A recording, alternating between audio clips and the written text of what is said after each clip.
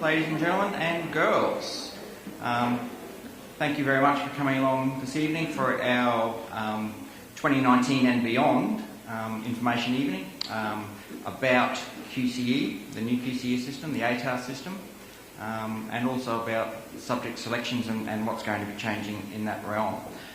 Before we get started on the main part of the evening, just for housekeeping, for toilets tonight, there is a toilet at the base of this building outside our drama room. We keep that one for our male toilet tonight, and for our female toilets, girls, if you want to take mums over to our luck toilets if needed. So the purpose of what we're going to have a look at this evening is a few different areas. We're going to be looking at the new QCE system, so the Queensland Certificate of Education system, the ATAR and what's happening around that. We then are also going to obviously have a look at specifically the curriculum at Girls Grammar in 2019 initially, and some information about subjects and so on. We're going to have a bit of a talk about forming a committee from parents about addressing some of the issues that are going to arise, that are arising and will continue to arise in the new system. And then about how we're actually going to choose your curriculum for the next 2 years. After we've talked a lot at you, you'll be able to talk back to us by splitting out into the second half of the evening to talk to teachers and other representatives about those choices, so there'll be lots of questions you might have that you'll be able to have answered. Before we get into the nitty-gritty of all of the information, I'd just like to invite our principal, Chris Hills, to the microphone to say a few words of welcome. Thank you. Good evening, everyone.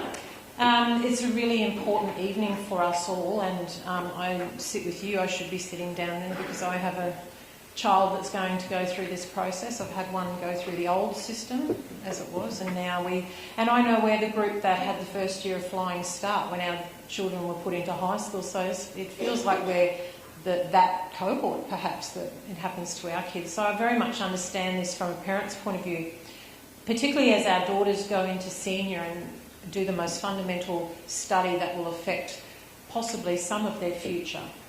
Now, I think the important thing for our girls is by the time they finish school, we want them to be able to go where they want to go. And it doesn't have to be university, but for many of them, for about 80% of our girls, that is the pathway.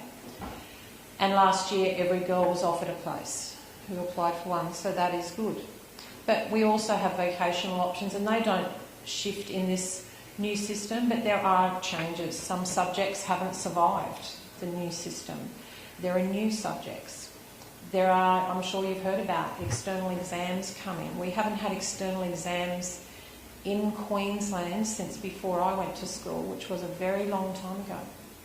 So this is the most fundamental change to education since the 80s, so nearly 40 years. And it will bring with it some challenges, but it also brings with it a lot of opportunities. And probably one of the best of those is a reduction in the amount of assessment your children will be doing. And I don't think there's a senior that wouldn't be happy to be doing less assessment. So there are upsides, but there are some things that we have to get ready for. We have been working towards some of these changes over the last 2 years. And the girls, a lot of them you will know about Type 3 Tuesday. We've been doing that to get our girls writing fit for examinations. So we're already ahead in that space. We're working with them on the new cognitive verbs every week, and they're 2 years out from these exams. So it's about preparation. A lot will stay the same. Classrooms will look a lot the same. Some things will be slightly different. But at the end of it, we want your girl to be happy, and we want her to be where she wants to be. So if you have any questions, you're going to get a lot of information tonight, and we will touch the surface of it.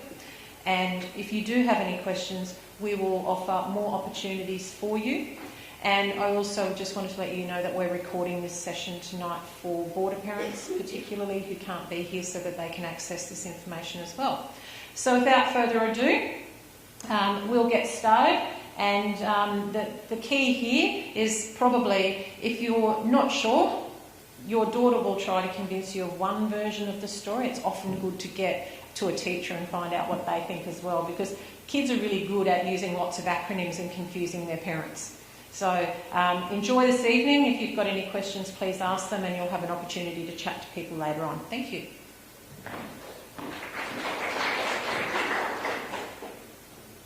Okay, so one of the things that we just talked about then was indeed change. What's really important, though, to realise is that change for our Year 10 students going to Year 11 is nothing, because they haven't been through senior before. So whilst that is new for parents that have had students go through in the current system, for our students going through next year, everything will be normal for you. I'm going to have a bit of a talk first about a couple of important organisations for Queensland school students, particularly in Year 11 and 12. The first one of those is the Queensland Curriculum and Assessment Authority, or QCAA. They're a government statutory body who are responsible for writing the syllabuses that all of the students will study in Queensland. They also look after the standards. So if you do physics and you achieve an A in that subject, then it will be the Queensland Curriculum and Assessment Authority who decided what an A should be worth in that particular subject, what you need to do to achieve an A, what you need to do to achieve a C in business. They look after the certification as well at the end of Year 12. The really important piece of certification that they provide is the Queensland Certificate of Education, which we will have a bit of a look at now. So the QCE, or Queensland Certificate of Education, essentially is the certificate you receive after successfully completing Year 12. It's a little bit different from the system that used to be in place around a decade or so ago, which is when you used to receive a senior certificate.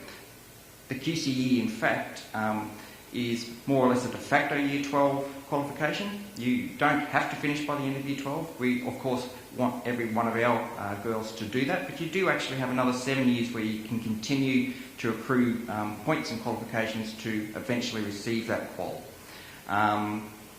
It is internationally recognised, and with that it will provide evidence that you have achieved to a set standard of education, which is really important to do.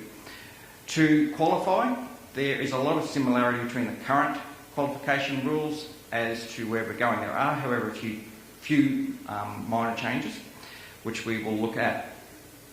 You still need to get 20 credits, and for the majority of our students, 80 to 90%, they get those credits from just studying their school subject. If a student studies 5 or 6 subjects, and we are going to be asking for 6 subjects, for which I'll explain, they will easily qualify for their Queensland Certificate of Education. One of the major differences is how those points get banked. So in the current system, if you are in a subject in Year 11 and 12, you will study for 4 semesters. If you exit a subject at the end of Year 12 at a pass, you will get all 4 credits. If you exit the subject at the end of Year 12 at a fail, you would get 0. What that is going to change to is at the end of Unit 1, so we're not going to be talking about Semester 1, Semester 2, Semester 3 and Semester 4. We're going to talk about Unit 1, Unit 2, Unit 3 and Unit 4. The reason is the timing of those units will be a little bit different from just being Year 11 and 12. After Unit 1, we will be reporting back to the Queensland Curriculum and Assessment Authority about the students achieving at a satisfactory or unsatisfactory level. If it's satisfactory, they will bank a point at that point. Same at the end of Unit 2. Unit 3 and 4 will stick together.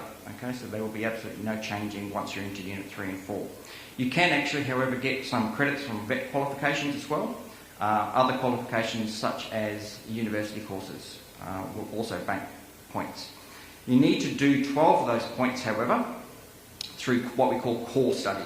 Once again, for the majority of students who happen to choose school subjects, by doing those school subjects you will automatically qualify for completed core. You need to do 3 of those subjects with all 4 units being done and passed.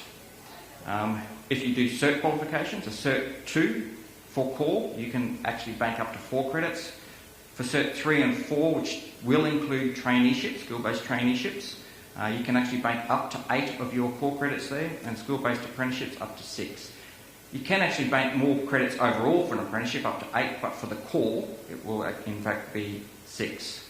You also need to satisfy literacy and numeracy requirements, which is the case already.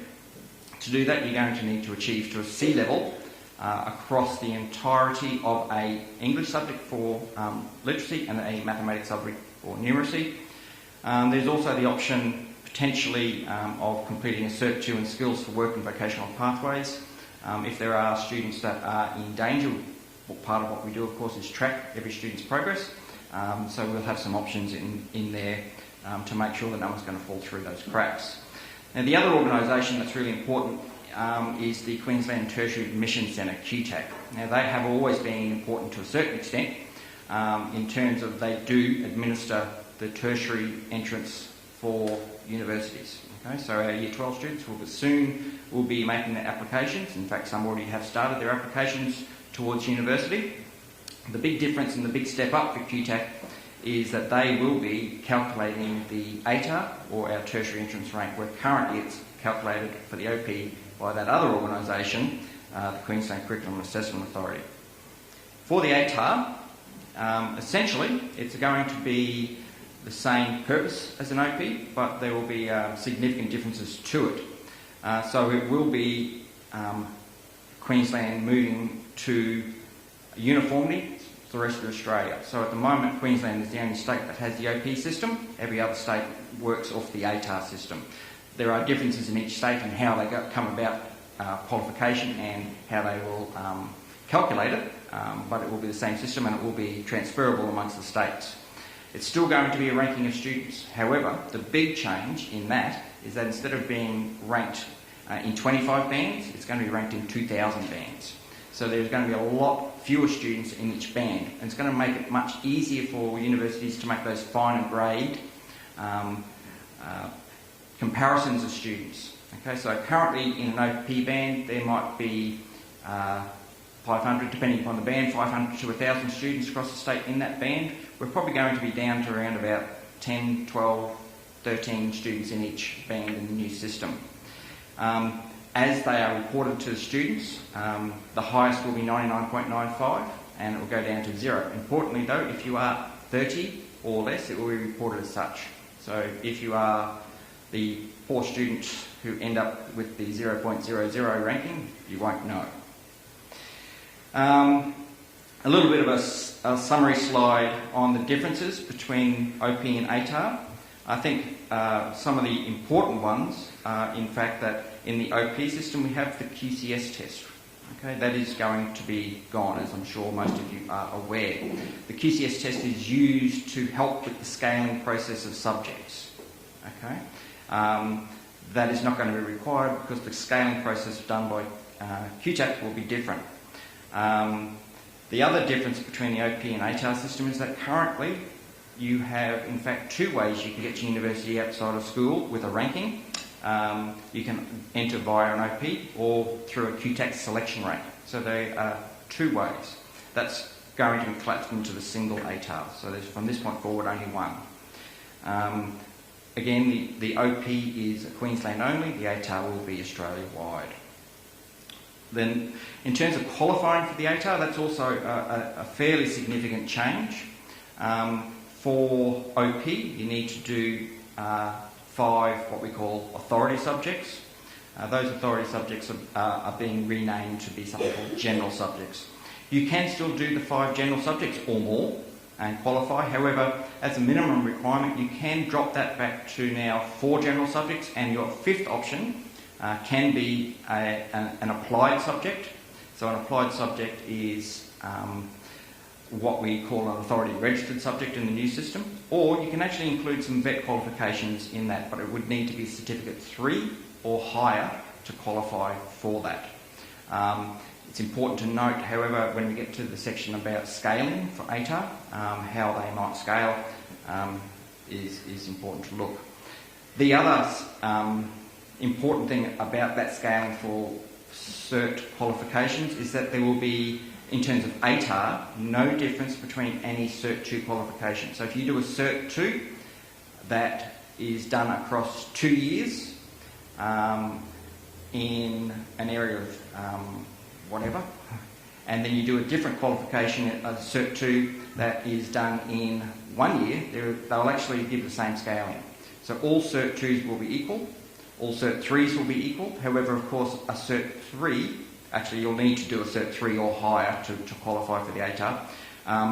But a Cert 4 will give you a higher scaling than a Cert 3. But all Cert 4s the same, all Cert 3s the same. Currently, you can use some VET qualifications for direct entry into universities. That will continue. However, I would suggest that with the following example, which I'll give you from QUT, it will also be upping the ante in terms of the requirements for that. So, as I said, you can incorporate your VET qualification into the calculation of your ATAR, and you will have some circumstances in some universities, and that information is still being provided by the universities, it's not all out, to gain direct entry. The example I've got here is from Queensland University of Technology. Essentially what we're saying there is that up to this point they had accepted Cert 3 qualifications for entry. They are upping that to be Cert 4 and higher from this point forward. So that will be very down to each university and to each course. So anyone who is looking at that, I'll look at with you to make sure that you're not going to be disappointed at the end. Another big question that I do get about ATAR is each subject going to be the same, or is there going to be scaling? And the answer is that the subjects will be scaled. Okay? So not all subjects will contribute the same in terms of contribution to ATAR. The reason being is that some subjects are easier than others. When we look at the mathematics subjects in our current system, we have a pre-vocational mathematics, then we go to a Maths A, which is harder. We go to a Maths B, which is harder, and we go to a Maths C, which is harder again. So if you were given the same credit for a grade that you received in an easier subject, it would be unfair. Okay? So the ATAR, we've got to remember, is a ranking of academic outcome. So you need to be rewarded for that. The difficulty with ATAR and scaling is that the process will be done based upon how students will do comparatively across all their subjects, and they're going to look for commonalities. Until people have come through the system, there is no data for them to do any scaling. So until this cohort has finished, the current Year 10 cohort, the QTAC won't have any information to provide about how subjects will scale. What I would suggest though is that it is unlikely to be crazy different to what it currently is. So again, if you are looking for particularly competitive university courses, then I would recommend that we have a discussion about what I would suspect might happen.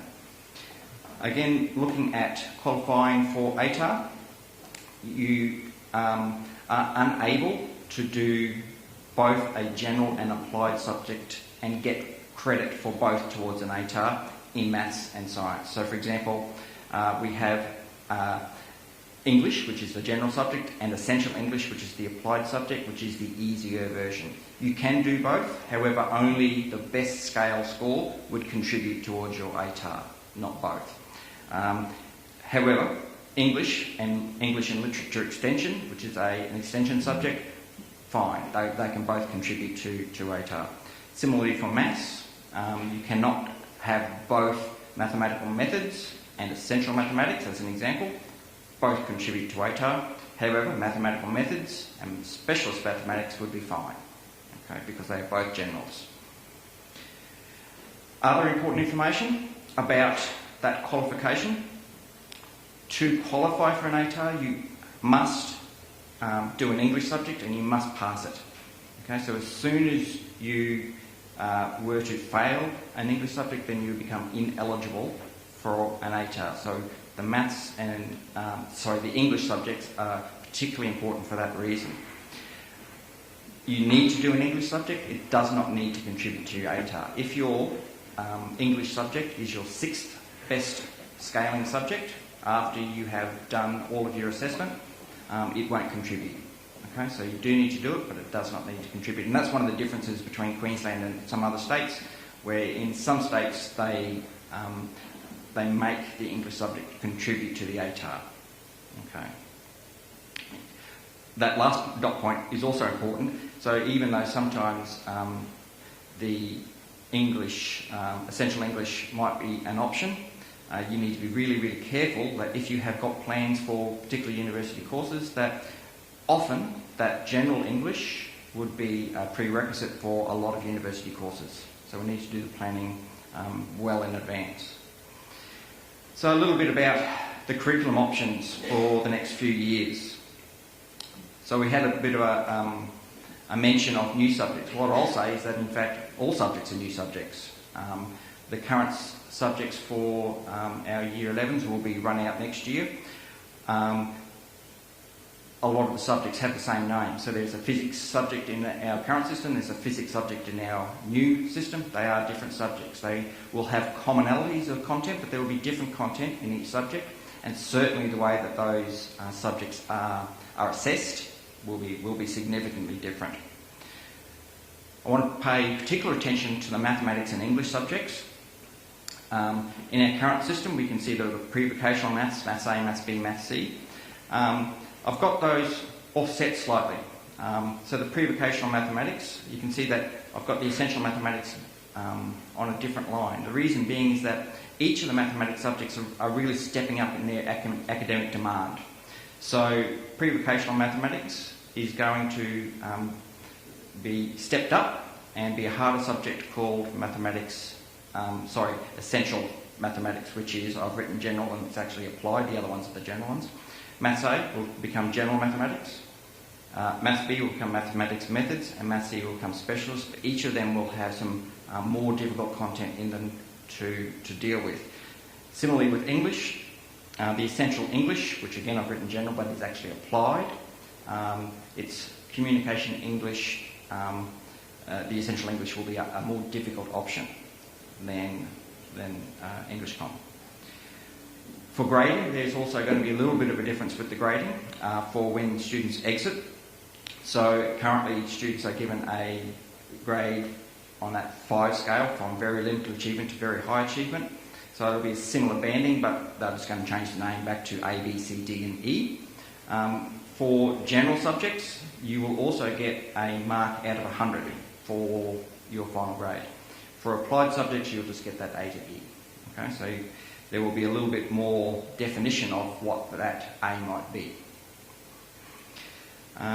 As Chris said, there is going to be a reduction in the assessment requirements. In particular, what we're talking about there is the number of assessments. Okay, some of the subjects now, there are a lot of assessments in through Year 11 and 12. What will happen is that it's going to be reduced to 4 in Units 3 and 4. In Units 1 and 2, there's going to be a little bit of variability. I can talk a little bit about that if you're interested, and indeed your teachers can talk to you about that as well. But in Units 3 and 4, there will be 4. 3 of those will be internal assessments, and the final one will be an external one. What's really important to note is that the 3 assessments that are done internally, by internally what I'm talking about is that they will be written by the teachers and they'll be marked by the teachers.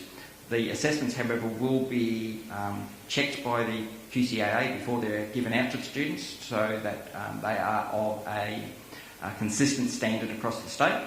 And the grading, the marking, will also be checked by the QCAA through processes that will begin next year. The results will be back to the students before they sit their final external assessment. So they're going to know exactly where they're sitting heading into that last assessment. For students, hopefully that will be able to relieve a lot of what might be perceived as a bit of anxiety around that last external assessment. For that external assessment, there are also differences between the subject groups. If you are in the sciences or the mathematics subjects, the final assessment will be worth 50%, so it will be half of your grade. And it's going to be based upon Units 3 and 4. Okay? For the arts, the weighting of that final assessment will be 25%, and it will also be across Units 3 and 4, so that's typically a year's worth of work.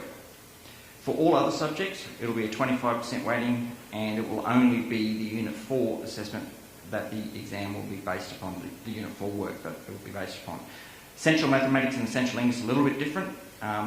The final assessment will be a bit of a mix of the two. It's going to be set externally by the QCAA, but it will be marked internally by the teachers, and then the grading will be checked by the QCAA. Alright, so I've talked a little bit about the difference between Semester 1, Semester 2, Semester 3, Semester 4, moving to units. One of the big changes will be how the timing of those will work. So what we've got in our draft outline is, in Unit 1, we're going to start that at the very first day of Year 11 next year. And that will go through to about halfway through Term 2. At that point, the assessment will be done, and we're going to, in that Term 2, halfway through, move into Unit 2, and that will take us through the conclusion of Term 3. So Units 1 and 2, which are, in terms of ATAR, formative, they will not contribute towards the ATAR calculation. They're going to be condensed into 3 terms. That allows us to do Units 3 and 4, which are the ones that do contribute to ATAR, over 4 terms. And so that will be Term 4 of 2019, followed by Term 4 and Term 1 of 2019, Term 1 of 2020 for Unit 3, and then Term 2 and 3 for Unit 4, which leaves us Term 4 of Year 12 for our external assessment. So the external assessment, there will be a number of weeks available for very, very specific training and revision, training about what might be expected in those external exams. There will be samples available next year that parents and the community will be able to view. There will also be other copies of sample assessments that will be able to be administered by teachers in mock exams. The actual assessment block itself for Year 12 will actually probably be around about 3 weeks long, so that because every single student in the state will need to sit the same exam at exactly the same time, and so to create an exam block timetable for probably 25,000 students is a bit of a task, and so about 3 weeks is about how long that they think it will take. So the things that we have been doing so far, well, each of our teachers have already attended professional development. Indeed, that's Lee Bartlam, who is our main senior English teacher, isn't here tonight because she's still travelling back from doing another professional development in Brisbane today. We have started changing those term dates for Years 7 through to 12. So you will have noticed that our assessment blocks are not at the end of a term. That's so that students get used to the difference in timing for where assessments will fall in the future. We have also started to, particularly in the maths and the science areas, where we will be looking at, by the time you get to the end of Year 12, sitting exams covering a full year's worth of work. We're starting to up that ante now. So we're starting to do semester exams, and at the end of the year we'll be doing full year exams, so that students are going to know what's expected and retain that information for a lot longer. We've also brought block exams into Year 10 this year.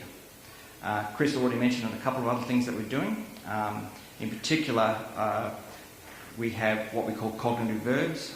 Those are the skills that the students really need to know. They need to know what, if they're told to do something in terms of a skill, they need to know what that actually is so that they can respond on their external assessment accordingly. So in our writing tasks, we are actually introducing those explicitly. We're tracking how the students do, and very pleasing to see that the achievement in those cognitive verb tasks is increasing and increasing rapidly, which is great to see. New issues, so things to consider. All right, so subjects are going to be very developmental for most cases. So what we're asking is that we try and get this subject selection right for 2 years. What we don't want is for students to be coming in and out of subjects because it's going to be too difficult. It's going to be too difficult to do. So when you're making your choices, I would like that plan to be for 2 years, not planning for I'm going to try this and see how it goes. and then if it doesn't work out, I'll change. So it's going to be difficult to do. So the advice, both from us and indeed QCAA, is to plan for a 2-year course of study, not for changes. The reality of the new system with external assessment is that it's really, really, really important to be in class, which means if you have a lot of outside commitments that take you out of class, you need to start thinking seriously about tempering those back. You need to be in class. If we have changed our assessment blocks, so for example, we'll have an assessment block in maybe week 6, however it's a 9-week term, we want students to be here on the Friday of week 9 because we are doing classwork. We are continuing with our curriculum. We need to fit a lot of work in, and every lesson will be valuable. So that's really, really important. And there's also some other information which Chris will have a bit of a talk about, but things like decisions about how and when academic awards are recognised. So I'd just like to invite Chris back, actually, about the formation of a committee of parents. Thank you, John. So that's a lot of information there and a lot of numbers and units and year times, but some of the significant differences I think you can see is that basically we're starting year 12 in term 4 of year 11. That's a very big shift because the exam block that will happen across the state is 16 days in October. So we will finish teaching in mid-October. We are finished. And then they go into 16 days of exams. Now, if English will be on day 1, because it's the most important subject, clearly. So it'll be on day 1. But if you're doing Spanish, it could be on day 14. So what will happen for the day girls, particularly, is that they will be at home with you. Won't that be wonderful? You can get some work out of them. They'll be at home with you and just come in and do their exams. The boarders who live closer may choose to do that, but we'll have to have some discussions with the boarders about what that 16 days looks like as well, because it's going to be awful if you've got exams on day 1, 3, 4 and 16, which always used to happen to me at uni. I always had an exam on Friday at 5 o'clock on the last day of exam block. So these are big, big changes.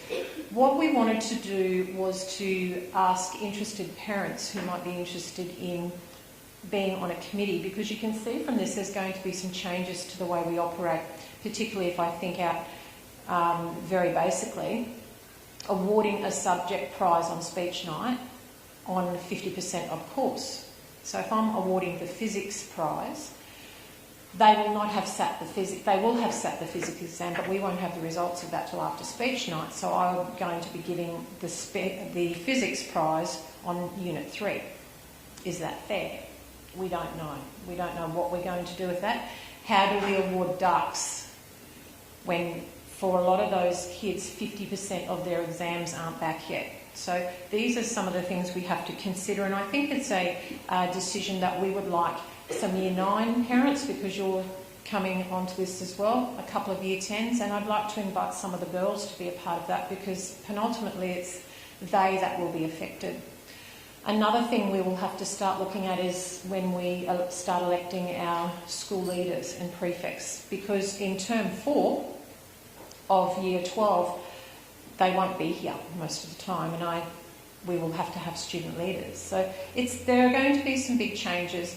I think one of the challenging things is, if I think about this week, for example, tomorrow I'm heading to the ECA. We often have girls go out for over a week at this time of year to go to the ECA. That's going to be very difficult in this new work on together. We have got 2 years, so we're out in front of it. I don't want to be making these decisions 3 nights before speech night. But these are deep cultural things that we have to consider. So we wanted you to have a voice in that. Thank you. All right, so if we just have, for our final section, a look at how we go about selecting curriculum. So particularly for parents watching at home, the subject selection book that we have in print copy here is actually already up on the website. So to navigate that, just go to the website. There's a curriculum section tab, and go down to the senior school, and you'll find the 2019 curriculum book. there, so you'll be able to have a look at what we're doing, what we're talking about. For senior studies, what's available at Girls Grammar are, of course, school subjects, but there are a lot of other options as well. You can study vet courses. We are going to be offering a Certificate 2 in Hospitality at the school, which will be a 1-year course. But there are other vet providers that you can take up their courses. There are school-based traineeships, apprenticeships, university courses, and there are lots of other QCA recognised studies. Those are all under review at the moment. There are a huge number of them, but typical examples might be AMEB music exams, grade 4 and above will qualify for some senior studies and some QCE points.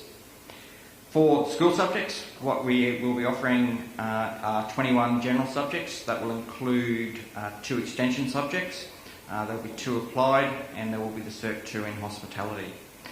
For vet courses, so vet in schools, in that process, students, I know in Year 10 we already have a few students that are doing this, but you can study a certificate course. As an example, CQ University is an RTO, or Registered Training Organisation. Usually you would do that for a day a week. Increasingly though, a lot of the courses are moving online, which means you don't need to leave school and attend on a campus. So that's a process that is changing. There is no paid employment requirement with those certificate courses, and typically it would replace one of your school subjects. For a school-based traineeship, you will also gain a certificate qualification out of that. However, it does involve some paid employment. Again, usually that's 1 day a week, and once again it would replace a school subject. For school-based apprenticeships, you would end up gaining a trade qualification. However, the process for an apprenticeship is a bit longer, so you would not be finished by the time you finish school. However, you'd have a fairly significant start on it. Once again, there is a paid employment component to that is compulsory, and once again it would replace a school subject, so one of your lines. Charlene McKenzie is here tonight, and she'll be able to talk to you. She's waving at the back for you. She'll be able to talk to you tonight about any of those questions that you have. For university courses, so again, Central Queensland University is an option for us here in Rockhampton. So they do sun courses. There are, again, a huge number of sun courses available for you to do. If you do those sun courses successfully, I mean, it will often give you direct entry into the university course, and it will also give you a start on it. And if you do that at the moment, the first one that you do is in fact free, which saves you a lot of money as well. There are other universities that do offer those university courses. So, for example, the University of Queensland have an enhanced studies program. You just got to be a little bit careful when you're looking at them, because a lot of them are designed to be on-campus experiences and a little bit more difficult for students not in the town of that university. However, there are certainly options. So, again, we have Wes and Lucy from CQ University will be here. They'll be able to talk to you about their vet options and university options as well. Just a few examples up there of some of the study areas that some of our students have taken over the last few years. A lot of variety. So now how are we going to go about actually selecting what we want to do for the next 2 years? Well, I think the first thing to do is to start thinking about whether you think the university pathway is for you or whether the employment pathway is for you. You don't need to make that decision now. For some people it's easy. They know what they want to do, and that makes life easy. If you're not sure, then what you're trying to do is keep as many options open. If you're not looking at a university option, then you can choose applied subjects or general subjects. You can choose certificate courses. You can do the cert at school. You can do external providers. You can do school-based traineeships, school-based apprenticeships. You just need to make sure that you're eligible for your QCE. Okay, and again, we will be checking that with you. If you're thinking of the university pathway, then you need to make sure that you're going to be eligible for your ATAR. So we've been and started using the QTAC tool MyPath. So I'm getting information that's coming back about that. Students can make as many study plans as they like on that, and at the end it will tell them if they are going to be eligible for the ATAR or not. Once again, we need to make sure that you're eligible for a QCE which we will make sure that you are aware that if you are or are not, and of course you will be. University, there's a little bit more involvement. If you know the course that you want to do at the end of school, you need to be checking prerequisites for those courses. So if you wish, as an example, to be a primary school teacher, you need to make sure that you are doing a science subject in grade 11 and 12. If you don't, you won't qualify for those courses because you won't meet the prerequisites. For highly competitive university courses, things like medicine, you just need to be probably a little bit more careful about the subjects you choose, and we need to do a little bit more thinking about what we might expect to happen with some scaling. There are also, depending upon the courses that you're interested in, some other requirements. So if you are looking at doing medicine at certain universities, like University of Queensland, you'll need to do a UMAT test. If you're looking at going to fine arts, then you'll often have to do portfolios if it's art.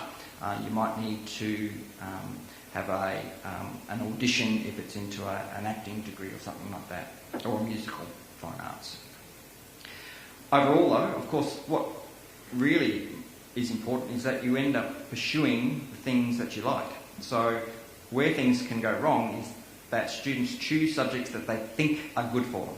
Okay? There's no point doing that. If you do that, you might do very, very well, but you're going to come out and be unhappy in your job because you're doing things you don't want to do.